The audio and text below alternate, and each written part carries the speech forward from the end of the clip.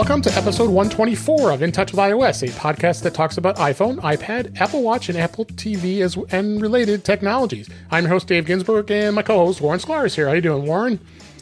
I am good. I'm hanging in there. Gonna get a good night's sleep, and we'll talk about why later. And yes, you and me both. Yep. And we came from a Sunday recording last week because I was a little under the weather, but glad we're back here. We're gonna go, and this week we have a great guest, Michael DJ Eisenberg, the tech savvy lawyer. Did I say that right? Yep. Welcome to the show, Michael. Thank you. And I thought you were a great speaker at my Apple user group in Chicago, suburban Chicago Apple users. Everybody had really loved it, and we're definitely gonna talk with you about what kind of makes things tick, and maybe sometimes not tick with iOS and iPhones. With as well as I want to find out a little more about you as well. And let's go ahead and actually we're going to find out about you now. As usually what we do when I have a new guest for the first time. We just want to find out what types of devices that you like to have that relate to iPhone or iPad or iOS. So I'm assuming you have an iPhone. Heavens, what don't I have? I'm running the iPhone 11 Pro Max right now. You're in our club. Yeah. Well, hold on. Not as of tomorrow, not anymore, because neither us. I pre-prepared my iPhone 12 Pro Max. I've done all the things you can do before you actually order it. That is all set to go. So hopefully I'll be up at 9 o'clock Eastern my time.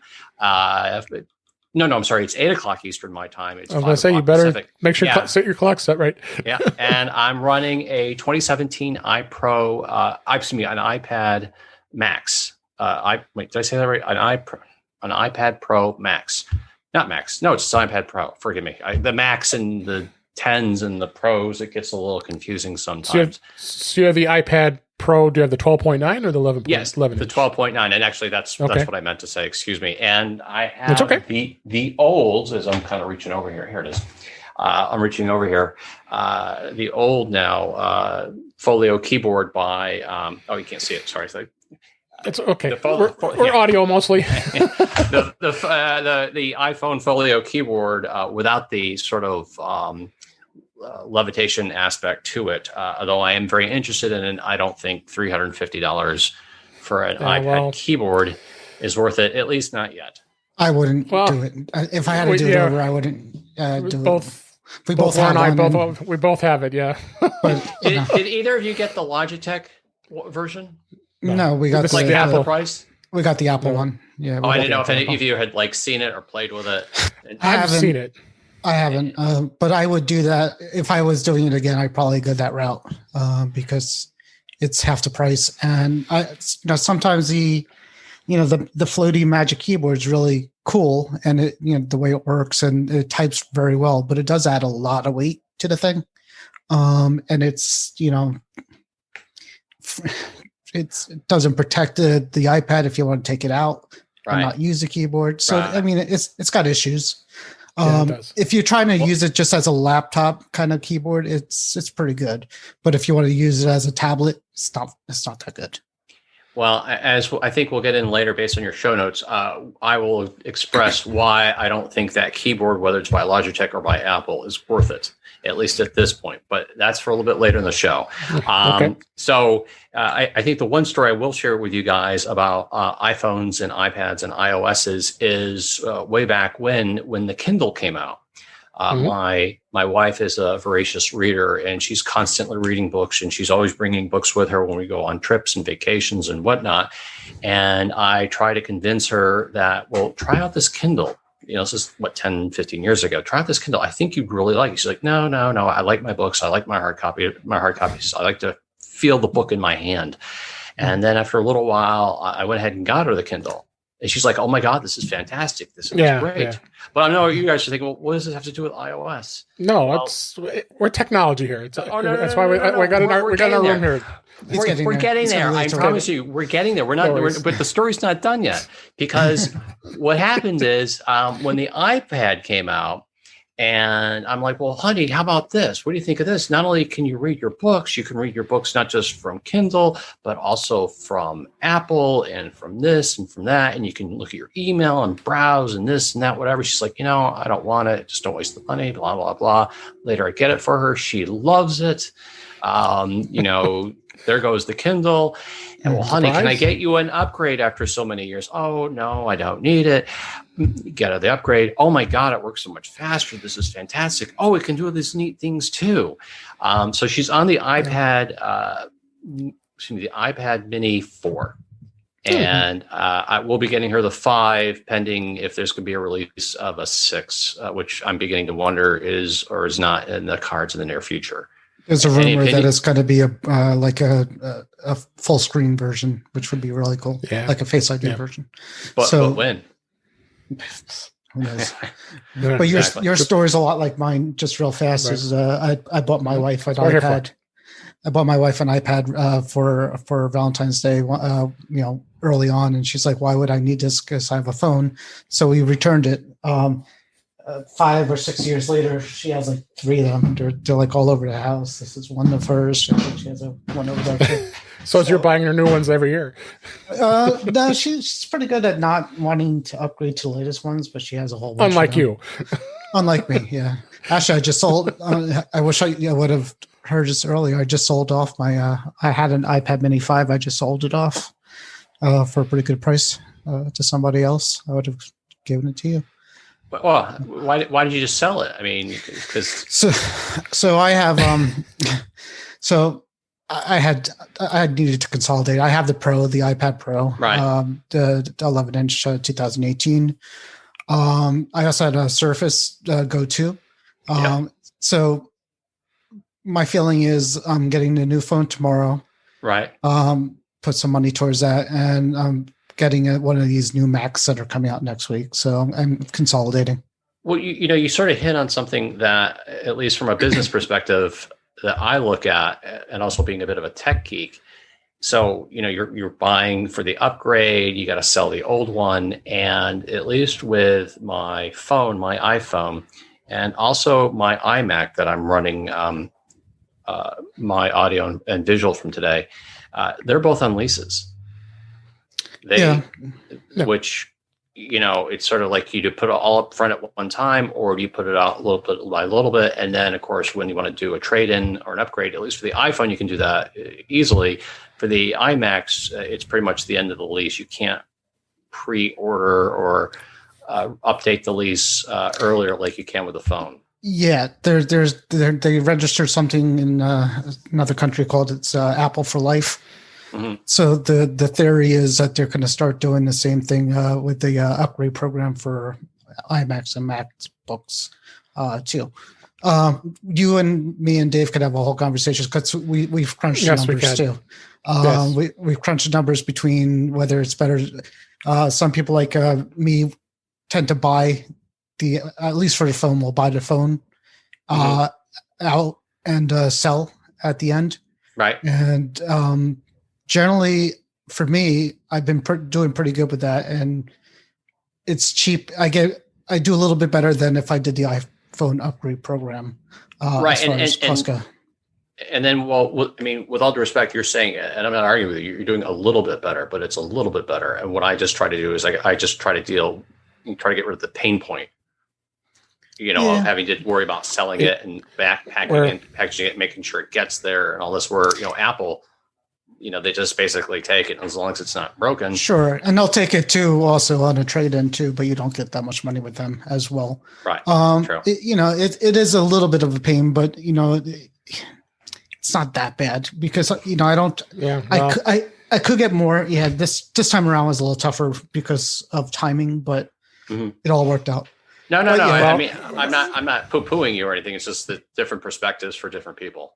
Yeah. No. Well, I'll go in and say here, I've been in the Apple upgrade program since its inception. It's been like 3 or 4 years, so I do it every year, and I think it's a good value for me, because I want to get the latest and greatest iPhone every year of all the devices that I have, and you're actually going to start learning with Warren. He buys, like, as soon as the Apple Silicon Macs are going to be out on Tuesday when they're going to announce, you guarantee he's going to have those ordered and has all his Macs sold already. So, but I'm debating, I think, yeah, you're doing it.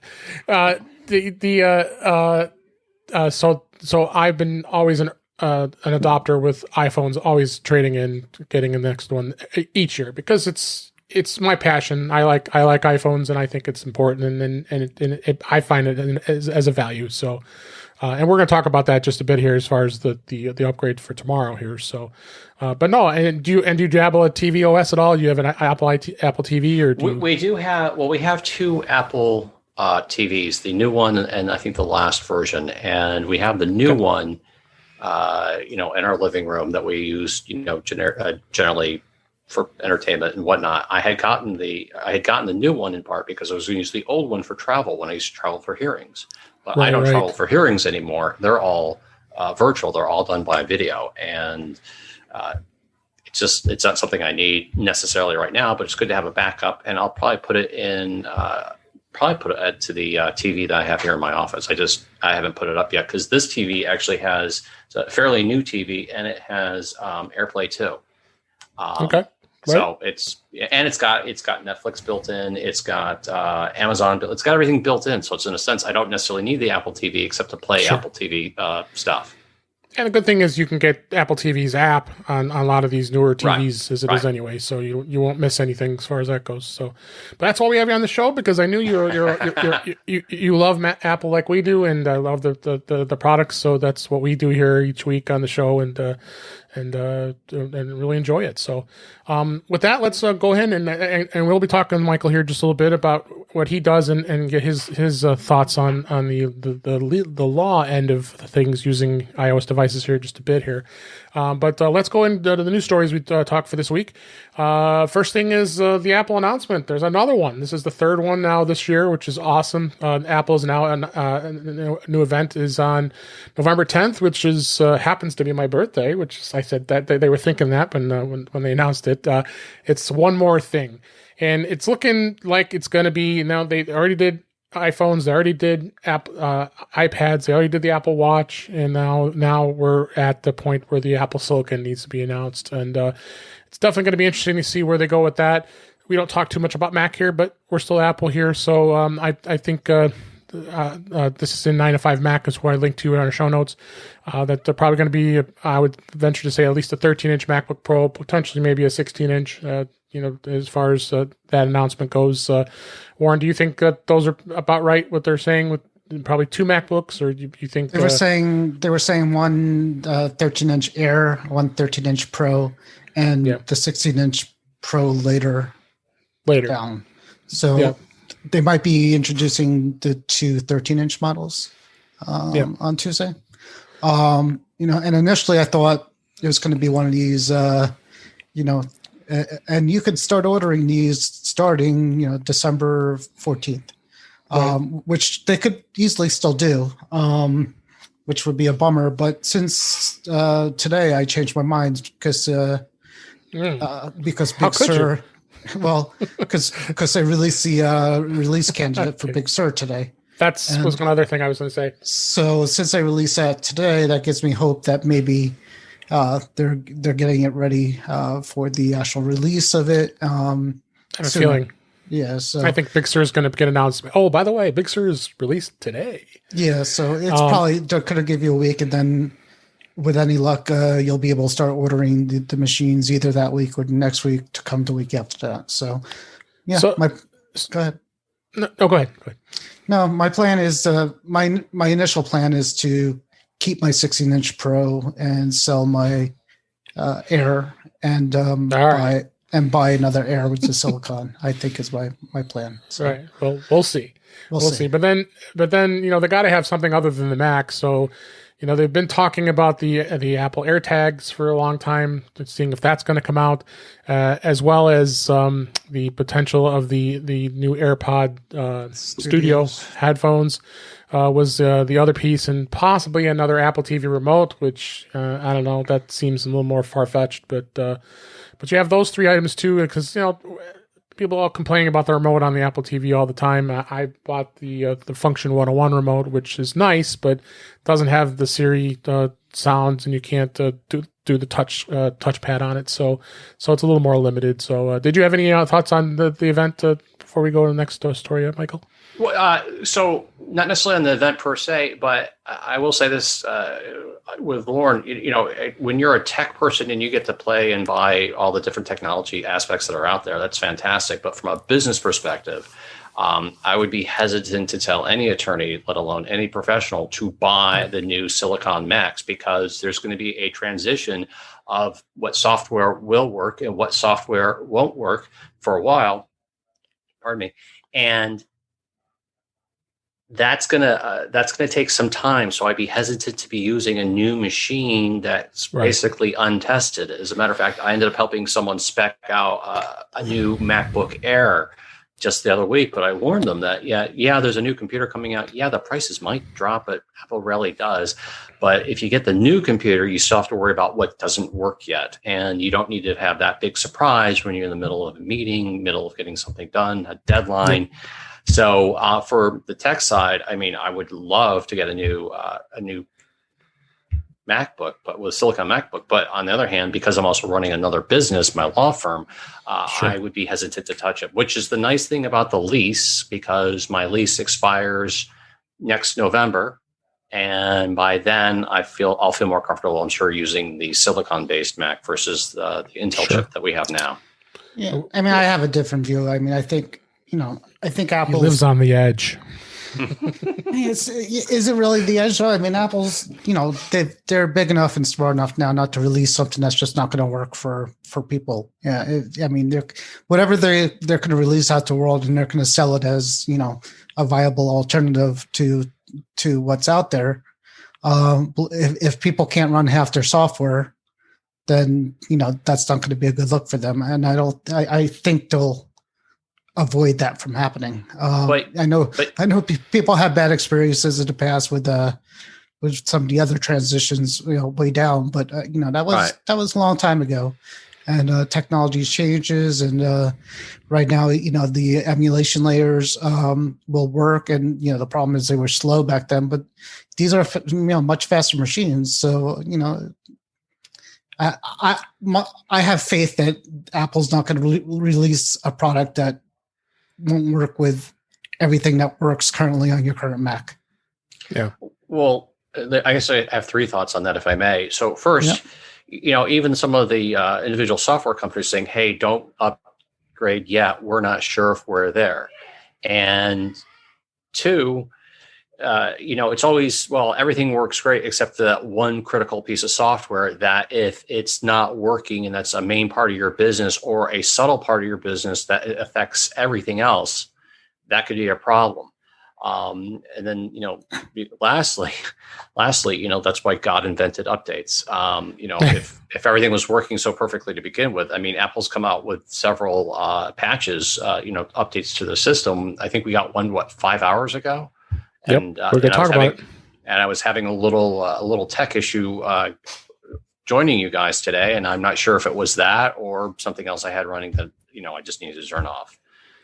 Right. So, well, that's the issues that the third party companies are having.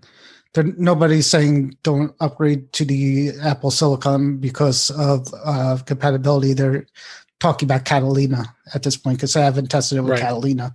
So, I mean, that is it's a whole different animal right now. I don't, developers, most of them don't even know, if, they don't even know what the new Apple hardware is going to be like. So they can't really say, but, until they really test it on that platform, they can't really say it. But according to Apple, a Mac running Big Sur on Apple Silicon is going to be identical to one running on Intel. So I hope that's the case. I just don't want to find out the hard way. And trust me, in my business, if you piss off a judge because something happened because of your computer went wonky, they don't care. Yeah. All right, let's go ahead and move on because we're talking a little too much about Mac here. Sorry. But no worries. And the next story was about the Apple Watch. Apple Watch is now going to be supported by Spotify. It can actually be a standalone app, which I thought was pretty cool. This was in Mac Rumors. Spotify actually is going to allow the Apple. Actually, they were able to develop this app, so it's going to start rolling out support for standalone streaming through the Spotify app, just using your Apple Watch. So with the new feature, you can listen to music, podcasts, from Spotify over Wi-Fi or cellular without having your iPhone nearby, which is cool. It's good to see that the Apple Watch is finally starting to have some of that support, and you don't necessarily have to have a cellular version of the Apple Watch in order to take advantage of this and be able to take a look at that. Warren, what do you think? Yeah, I'm not a Spotify user, so it doesn't matter too much to me. But yeah, not me either. But it's good to see. Yeah, it's good if I think Apple Music already does that, right? If you don't need a Apple Music, obviously already does it. So I think it's more so the competition. I like to see the fact that Apple is going to be open to that and not be the big bully, because we own the product and we do the devices. That we're not going to allow others to be able to compete, and I think that's a fair thing. Did you have any thoughts, Michael? Well, I think it is great that more third-party apps are being able to utilize Mac devices across the board, and especially the Apple Watch. Unfortunately, given pandemic right now, the COVID pandemic we're in right now, when I first got the watch was so that I wouldn't be so anchored to the phone. And as I'm making that transition away from the phone, we have COVID, and quite frankly, everyone's stuck in their houses. The watch, the iPhone, all our devices are right there. So it's not, I'm not going to waste time making sure everything's synced together. So I think it's a great thing, business wise for everyone, because I think David said, it creates more competition, and ultimately we're going to get a better product in the end. But beyond that, like you guys, I don't use Spotify, and quite frankly, I rarely listen to music. Okay. Yeah, I'm listening to podcasts. Yeah, well, as well we should be. Podcasts are a big thing. I mostly do too at this point, to be honest with you. So yeah.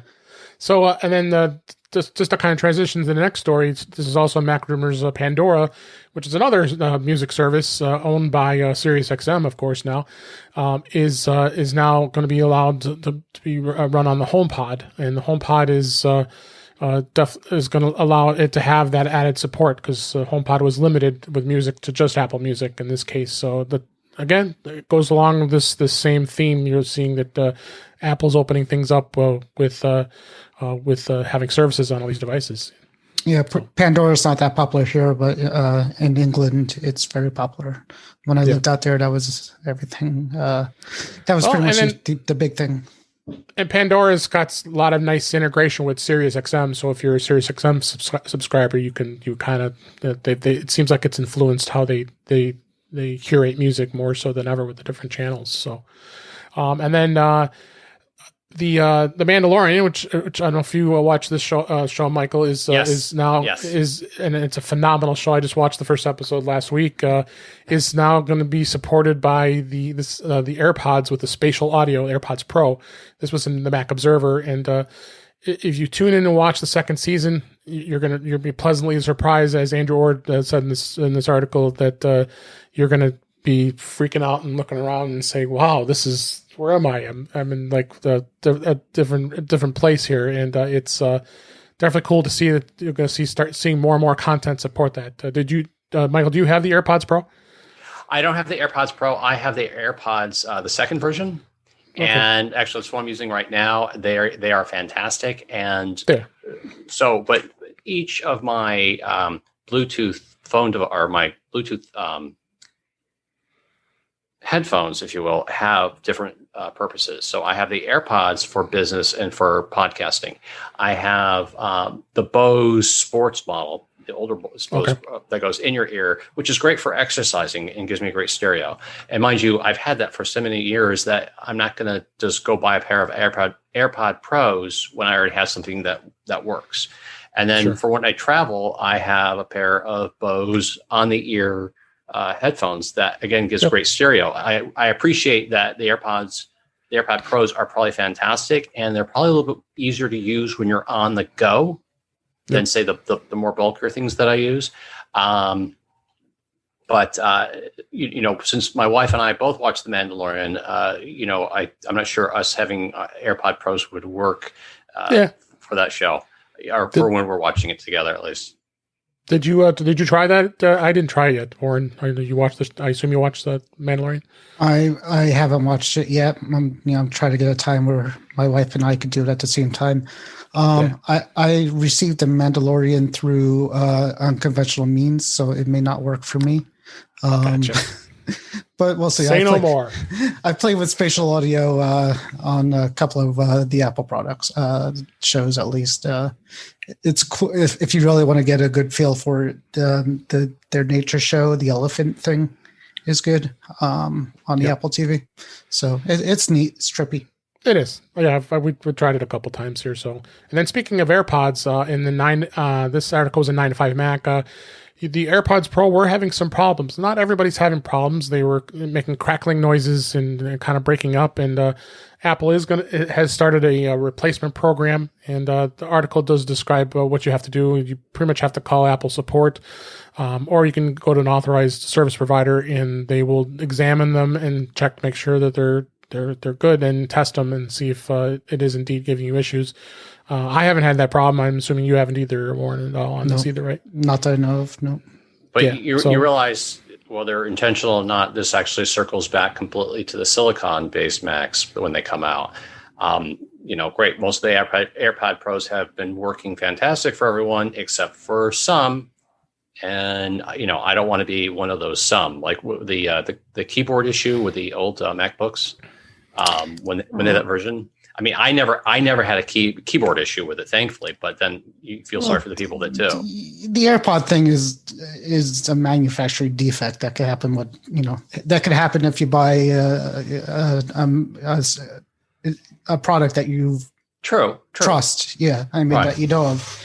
The butterfly keyboard wasn't as bad as people said it was. I've owned a whole bunch. I never had it. I loved the old new keyboard, if you will, and yeah, I didn't either. I had the 2017, but I traded it in and not traded in. I sold it and then went with the 2019 model, which was the more up to date the butterfly keyboard, and I'm fine with it. It's working fine for me. But the 2020 models, or the 16-inch 2019 model, was the one I just missed by 2 months that Warren has. So sorry. Because I bought it in June, and then of course the next month they came out with the 16. And it might be for sale. Keep an eye out. Yeah. Okay. That someone's got to buy mine. I don't want to go through that grief.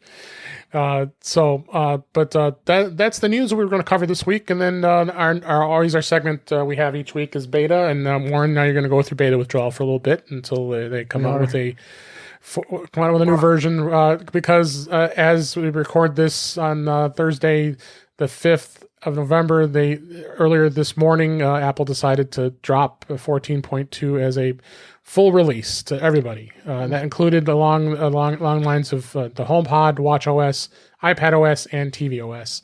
And we talked about last week a lot of the changes that they added in 14.2, including the emojis, the control center with music recognition, and the intercom, which I got to play with finally today, because I, unlike Warren, who likes to live on the edge, so for your knowledge, Michael, he always has the beta version on every one of his devices, no matter what it takes. I saw a Big Sur beta. I got one left, so on his primary Mac. Don't understand it. On both of them, yeah, I'm using it right now. It's fine. He likes living on the edge, so. Don't worry, Michael. Yeah, this is not something he'd be doing in the business world. I know that, and I work in the business world as well. So now I would never be doing that either. So, so we've got that came out. The intercom is a really cool thing, and as I get used to, I think we're going to talk about it in future shows here to kind of give demos of it. It's kind of interesting where you record your voice, and the intercom will send the message to one of the other devices that are connected with it. and then you can play it back. And then the same thing if someone sends you the message, and if you're sitting next to your HomePods, I have Michael, I have two HomePods sitting next to me here in pair that will send that message to me through the intercom system. So they've done some updates. So the software is being updated for the HomePod, which is great for the HomePod, the regular HomePod, because of course the HomePod Mini is coming out, which we'll talk about in a second here. And the other interesting thing, I have this article here linked from ZDNet. This is iOS. They did fix some 0-day exploits. I don't know if you saw this, Warren. That there were a couple of security updates here included as well. Or Catalina too, right? Is that the one you're talking? It was Catalina and iOS. Was it? Okay. Yeah. So that probably prompted Apple to force it release this version even quicker, even though that the pre-orders are tomorrow for the iPhone 12 Pro Max. So it's definitely. It was an interesting day of releases this morning with all these releases. tvOS was just, there wasn't much of a fanfare. They generally don't. Apple generally doesn't say what they add to tvOS. Probably, I would assume as always, bug fixes. 14.2 software came out for the HomePod, so that came out. And interesting, Warren, you said that you were able to get the intercom to work in beta. Because I didn't think they released the beta version of a HomePod software. I did. Yeah, it worked. I think they did have the beta. They did have the beta on the HomePod as well. And I had the beta on my phones too. So I was able to intercom using my phone to the HomePod, just not vice versa. Because you weren't able to intercom to yourself. So now that the release dropped today, I'm trying to get my family to upgrade it so we can intercom with each other. They're just too lazy. They're just too lazy to do it. So I was trying to get my wife to do it, and she still. I don't know if she hadn't have it set up yet, so I got to get set up, and then I might have to steal her phone tonight and do the get the update, because they're not going to do it until it's forced. Exactly. And then for those of you still using the old iPhone that would be probably prior to the 6, I think was that are running 12.4.9 was also released for security updates. There's still people out there using those older devices, so at least Apple's keeping them secure. So, any more thoughts on that before we go on to that? I think it's going to be great for the intercom because sadly, my wife and I are on separate floors of the house. We don't have a huge house. And even just prior to broadcasting today, I was trying to tell her to, turn the TV down downstairs and make sure the puppies weren't, barking. And we had a couple back and forths just because we didn't hear each other. However, I think something like with the intercom, even in a small house, would be great. Yep. So, all right. So let's go on to the next topic. As everybody knows, I and as well as Warren, and I think you are too, Michael, if I'm not mistaken, that you're gonna upgrade to the 12 Pro Max and do the pre-order tomorrow. Yes. As we talked earlier, we upgrade every year, and you got to get up early tomorrow morning. Not too bad this time. In the past you've had to get up at 2 a.m. usually, or 3 a.m. Eastern time. Right. And now we only have to get up at 7 a.m. Central Time for me, and 8 Eastern Time for you guys. So it's going to be a lot, which is easier. Still not the easiest, but for me. But I'll deal. I think you could get up at 8 o'clock. I'm going to try. Yeah. I mean. Yeah. So.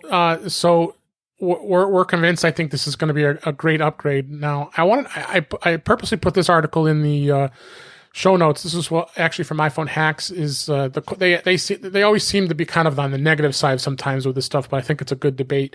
The iPhone 12 Pro Max versus the iPhone XS Max. Should you upgrade? And they go through and talk about a lot of this stuff. And if you're a XS Max, which I had the year before. At this point, I would probably say yes. I would go and upgrade it. And they're, of course, saying that they don't think it's worth going from the 11 Pro Max to the 12 Pro Max, which I beg to differ. But good reference point to see what because some folks aren't ready to upgrade. They don't have the budget. They don't want to make that dive like we do. But to give people an educated understanding of what to expect, if you are looking to be in the market for upgrading. But you're talking about early adopters here, so we all like upgrading. So I don't know if you're going to convince us by looking at that. So any more thoughts about that? Warren, what do you think? Why would you not want to upgrade? I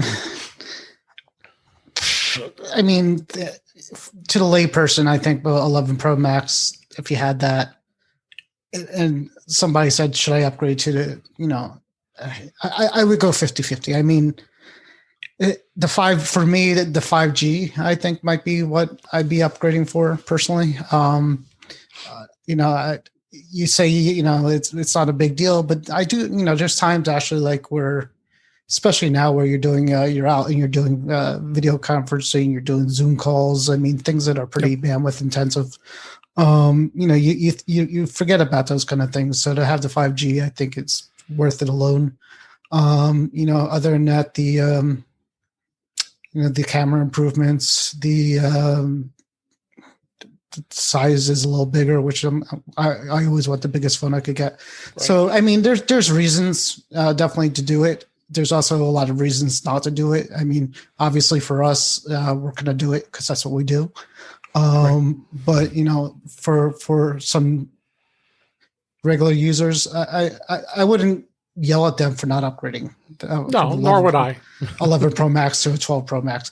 If they had like a 10 at that point, I would say definitely go for it. But yeah, I mean, as I said, my son had a 10R and he just got the 12, just a regular 12 for him, which is great. And he loves the difference. So there's, he had a 10R before him, which was obviously a little bit different because it had the LCD screen. But he's loving it. He's loving the speed. He's loving the screen. And Michael, do you have any thoughts about upgrading? And would you not?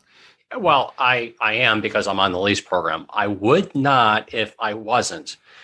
Especially right now, because I think, like Warren says, the 5G is going to be phenomenal, and that's going to be one of the best parts about the new iPhones. Right. The thing is, no one's traveling right now, and it's sort of like like right now for my business, I lease my car. So it was funny. My lease on my car happens to end next November. And we're talking, it's like, well, if it had ended today or this month, we're like, we wouldn't renew it because it's like I barely go anywhere and we have her car and we could just use her car to get, to do what we need to do because we're rarely either not traveling together or just one of us out of the house. However, on the iPhone 12 Pro Max, I mean, I'm getting it. I'm sure I'm going to love it. I'm going to enjoy it. But again, if I had to sell it, I probably wouldn't be doing that right now. Yep. Okay. All right. So everybody be ready to pre-order the 12 Pro Max. I know if you didn't buy the 12 Pro a couple weeks ago, I know the stock is few and far between right now. A lot of it might be pushing out to January now before you get one of those. So what color? We didn't talk about colors. Oh yeah. Oh yeah. I'm Pacific Blue. Blue. I'm gonna do the silver. I'm not big on the blue.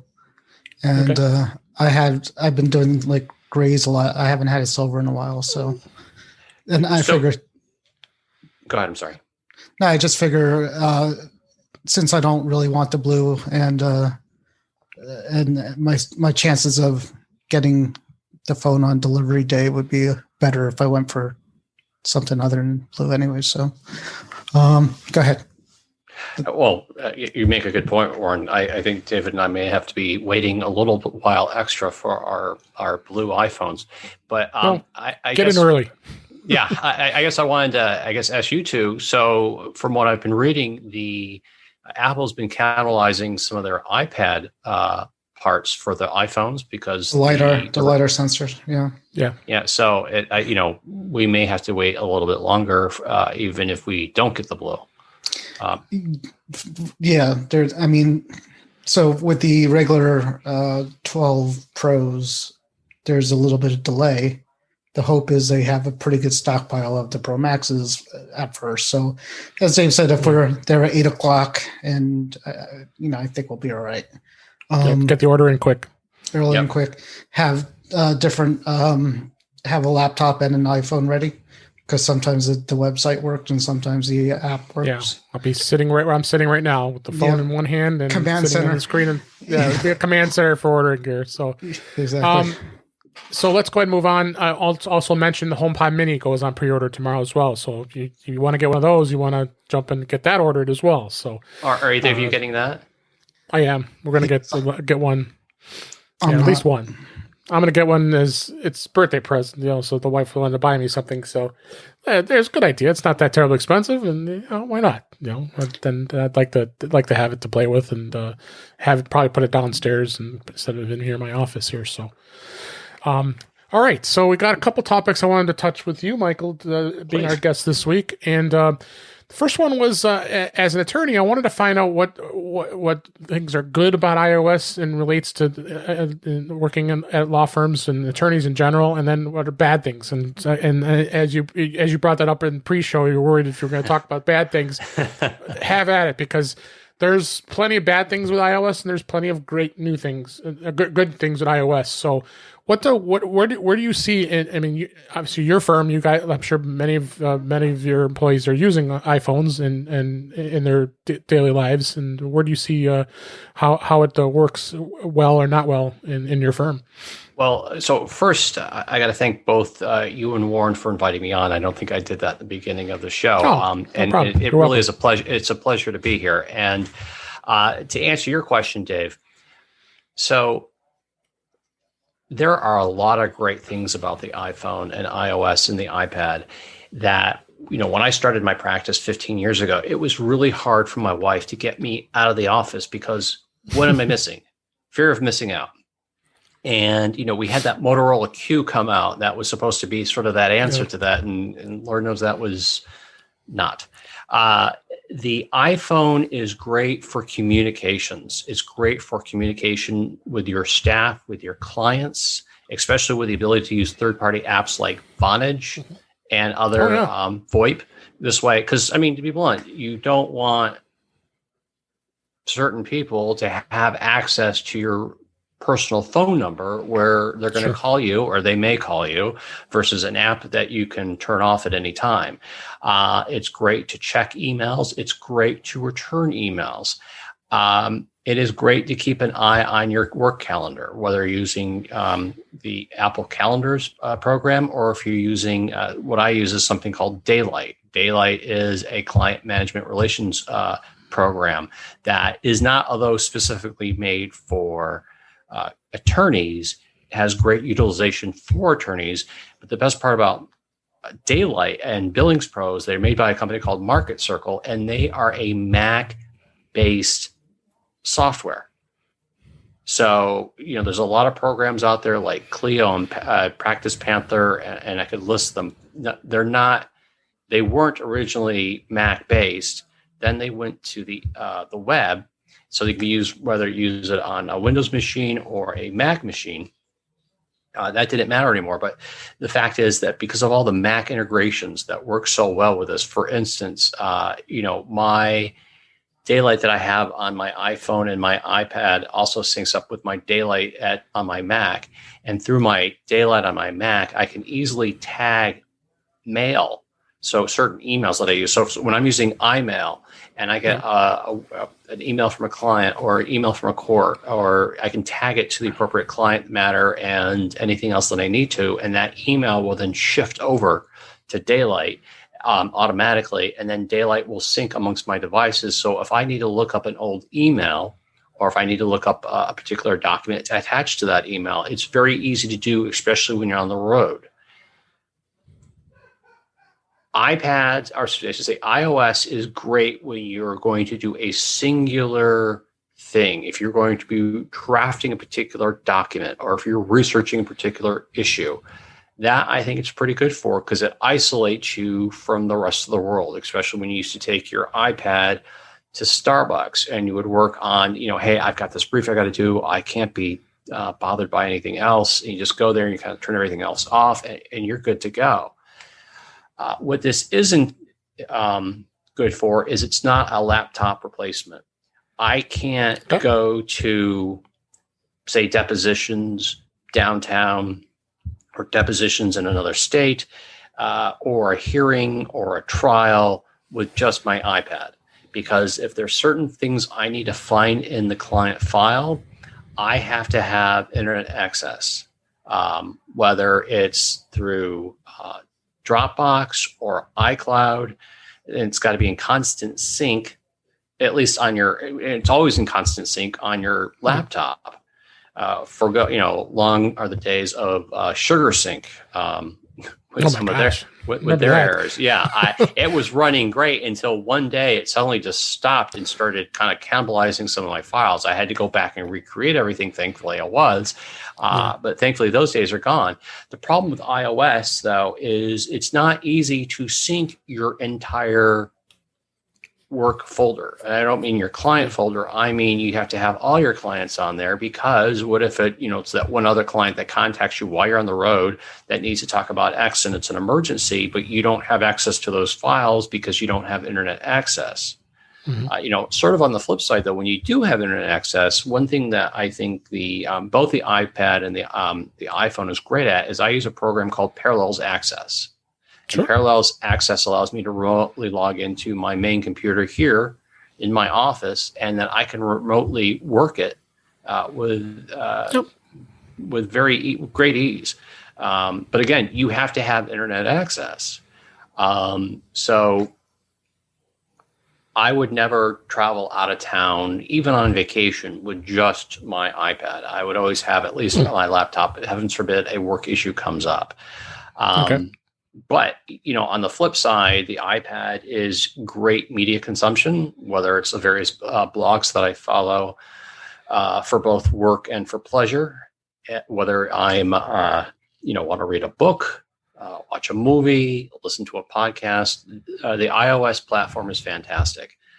It's not the laptop killer yet. And until they can figure out file management and better syncing, it won't be. So that, going back to the introduction, is why I won't get that levitating iPad keyboard, because it's just not worth it yet, because it's not replacing the computer. Gotcha. Well, I'll definitely say that Apple's come a long way with file management on iPad and iPhone. So it was atrociously bad and hard to really manage what you had to manage. But I think they've done a much better job. Now, if you're using something like Microsoft Office, doing a lot of syncing, if you may even sync it over, like, let's say, OneDrive, in the business world, I work in the business world. I work, for an insurance company, and I do IT support for them. So I'm in that daily working with that on the Windows side of things, and as well as Mac. But something like Microsoft Office, who a lot of people live in and do a lot of documents, spreadsheets. I think it does a very good job of doing, just syncing through OneDrive. Now it could also sync, in the Files app on iCloud as well. And I think they've gotten a lot better.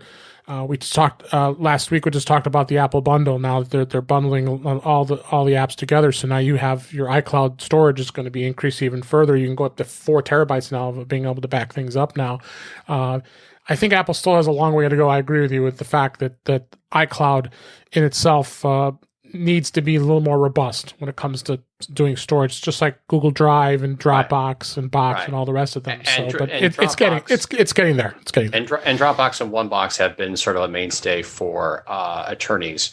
And actually, I wanted to back up just one thing on a comment about iCloud not quite being there yet. So it was an article last week in Engadget that talked about how there was an iCloud outage that took down a whole bunch of backups and photos for people off their iOS devices, which spooks me. And even though we have for our iOS devices, basically great backup of those systems into iCloud.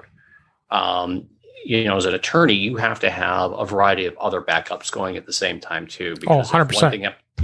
One thing goes out like that, you're screwed. all those services I mentioned, I have redundant backups on Right. on all of them. Same here. Whether it be small or big, you got to have you can't put all your eggs in one basket. It's probably good analogy. Or you gotta make sure you're backing up everything. So I mean, Microsoft is no saint either. I mean, they have problems all the time too. I'm dealing with Microsoft Teams always having being a good platform. Sometimes it doesn't work right. It gets slow or you can't connect. Same thing with OneDrive. OneDrive is great for what it does, but it isn't perfect either. So, but no, it's interesting to hear because every business is different. And like I said, I'm working in insurance. You're working in the legal field, so it's always interesting to see where things go when it comes to using the iOS devices. And more and more employees these days are utilizing with their iPhones. I mean, just being able to access it. Even CEOs and others that don't want to travel with them. I mean, they may not have to have as much of a critical because they have people under them that are doing all the heavy lifting, where they could just travel with just an iPad and be perfectly happy and be able to access whatever they need to access. It's come a long way. I mean, I did a presentation. I'm not sure if you're familiar with a conference that actually is local to Chicago called MacStock. I had actually spoken there. It was probably the second year I did a presentation. Could your iPad be your full-time computer? And back when I did that first presentation, it was still a long ways off. But I thought it had a good trying chance that it could. I mean, you've got a 12.9 inch iPad Pro, which is a great device. It's got a beautiful screen. It's huge. Love it. I mean, I've got the 11 Pro, the 11 inch Pro as well as Warren does. So I think it's got a lot of potential. But I kind of agree with you on some of the things, especially within business, that it's definitely a difference. Warren, did you have any thoughts about that with as far as storage, iPads working in business? And you've worked with a lot of this stuff before. Sure. I mean, I agree with Michael a lot. I try to use so for IT support, especially being a contractor IT support, I tried using an iPad as a main computer, and the big thing you needed to do was control other people's computers, to help them. And so I tried the iPad and the team viewer, and with the trackpad it was a little bit easier. But at the end of the day, I just ended up going back to a computer. It's just a MacBook was just easier. Agreed. So I didn't. My experiment failed with that. But I work in healthcare. I work for retirement communities, and I can tell you that iPads are everywhere. There, all the nurses have them. Now that we check in people with COVID, we wrote a program for that on the iPads.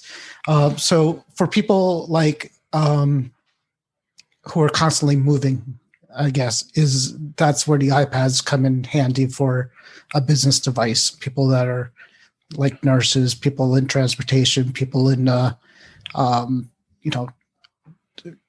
pretty much like in any service that you need to do. Maintenance are big on the iPods and iPads too, because you need to move around and have the data with you. So that also has its use. For people who are sitting at a desk stationary, you're always going to be better with a laptop. Yeah, no, I agree. I think it's been pretty tough for me to walk away from a Mac or a PC for that matter. I have to know both since it's my profession. So, I agree. I think it's going to be a long while yet before we all could be on tablets for that matter. Where it's just specifically a tablet. I mean, there's plenty of folks who have Windows tablets that are using the tablet format, but it still has the robustness more advanced to what Windows can do versus what iOS can do or iPadOS. So a Surface with a keyboard is a laptop. I mean, people like to call them tablets, but it's not. What? And we talked about this before. What makes the difference between a laptop and a tablet, right? So if I had an iPad that looked like a MacBook, is it a computer? If I have a MacBook that detaches like an iPad, is it a tablet? is it the operating system? Is it the fact that it has a permanently attached keyboard to it? Is it, there's no real definition on that. And we had that discussion before. Yeah, for sure. So, no, Michael, thank you. We appreciate you giving that insight in relations to how it works in your industry. And then the last topic I wanted to bring up with you today is we got about a few minutes left of the show here. Is your digital legacy? I really was really impressed of your presentation you gave to our Apple user group a couple weeks ago, and it was great because it's such an important topic. Now, you could spend a long time on it, 30, 40 minutes on just that topic alone. Right. But really what I wanted to find out from you is just on the angle of an iPhone or an iPad or having your digital devices. When someone does pass, or you want to be prepared for that, Right. what should people do with their iPhones and iPads to make sure that unexpected thing happens and then they can't access it? Well, I mean, to be frank, my wife she knows my password to both my devices, but not everyone has, not everyone has a spouse or someone that they trust to have the password to whatever device. That being said, though, one of the things that we talked about protecting your digital legacy is that you have to have some form of a master password that either has access to all of your passwords in some sort of password manager, or at least the password to your particular device or devices sealed and ready to go, so that upon my passing, whether it's the executor of your estate or your spouse or your business partner, that they know how to get to it. That doesn't mean you actually have to share it with them saying, hey, my password is, password 101. And by the way, don't use that as a password. That would be a good don't. one. But you have to leave something behind for someone with instructions, with directions of what to do. Same thing in a will. In a will, you have to leave instructions of what I want left to whom. And you can have a digital legacy executor, someone specifically just for that, whether it's the executor of your will or a separate individual, depending on your state as well. That is in charge of all that. And you can't just leave your house behind to someone without leaving the keys, because trying to break into it, it's going to cost money, it's going to cost damage, what you might lose, etc. But one thing I wanted to flip back to is not only you have to have access to your digital legacy, leave it for someone else, you need to make sure you have backups of that. And, we all, if we're on an iOS device, I can't picture anyone who doesn't use the cloud, the iCloud service to back up their stuff. To be blunt, I don't use anything else, although I probably could, maybe should, but since everything else is also synced up with my computer, I'm not that worried about it. And my computer is synced up to like 3 or 4 different backups. So everything that's on here, I'm not worried about losing if someone can't get access to my phone. Really, if the access to the phone, the iPad, that's more of being able to pass it down to whoever, so they can either use it themselves or sell it without having to worry about jailbreaking it or having someone break the code. Right. Okay. No, and I think that's a good way to really to sum it up. And password managers, Warren, do you use one? I think I always use 1Password. I think it's my favorite de facto password manager. Same here. Do you use 1Password, Warren? I forgot. No, I tried it and I didn't like it. So we talked LastPass? before. No, I don't. Or you don't use anything? I use iCloud passwords. That's you're using iCloud. Okay. So I need to revisit. My password situation is a mess. So don't use me as an example. No, yeah, 1Password is a great tool, and you can get your database can be backed up very easily, which is nice. And then all you have to do is put that magic password somewhere, maybe in a safe deposit box or someplace where someone can get to it. Then you can get to all those passwords and keep them secure and all in one place. So I think it's important to really protect yourself, and especially with your iOS devices. I mean, everybody has iPhones. You worry that you can't get to their phone, you can't get to their messages, you can't get to any of the stuff. I cry and I hear people, oh yeah, I can't reset this iPad because I don't know the password to the iCloud account, and then the unless you can prove that you've owned the device or have a receipt that shows you purchased it, it's basically a brick. I mean, you can't do anything with it. So it's just super important to stay on top of that. Any other closing comments on that before we go ahead and wrap things up here? Again, you just need to make sure someone has the keys to your legacy. And, we see on the news how the DOJ is constantly haranguing Apple to help them jailbreak into people's iPhones because they're password protected. And if the DOJ is having problems, imagine what it is, not for you, but imagine what it's going to be like for your loved ones or your friends or your business partners who you leave behind. You're not doing this for you. You're doing this for them. Absolutely. All right. Well, great. I can't thank you enough for being on the show this week. We're going to go ahead and wrap things up here in a moment, and then we'll find out where people can find you here. So let's go ahead and do that now. That's a wrap for this week. Please send your comments, questions, and suggestions to our email address, feedback@intouchwithios.com. You can follow us on Twitter @intouchwithios. You can subscribe in your favorite podcatcher, including Apple Podcasts, even Spotify. You can, or better yet, just go to our website at intouchwithios.com, where all the links to all the ways to listen to us are there. I am Dave Ginsburg, and you can find me on Twitter @DaveG65. And Michael, thank you so much for being here this week. It was what a great show it was, and tell everybody how they can get a hold of you.